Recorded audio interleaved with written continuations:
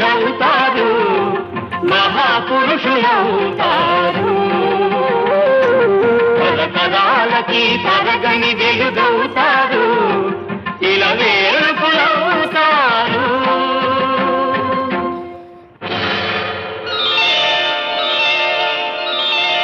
ఏకలవ్యుడంటేనే ఎదురులేని బాణం, తిరుగులేని దీక్షకి అతడే ప్రాణం.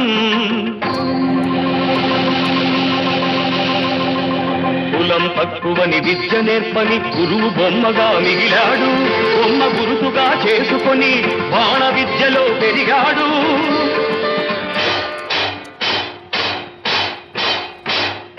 హుటాహుటిని ద్రోణుడప్పుడు తటాలు మన తరలి వచ్చి పక్షపాత బుద్ధితో దక్షిణ ఇమ్మన్నాడు.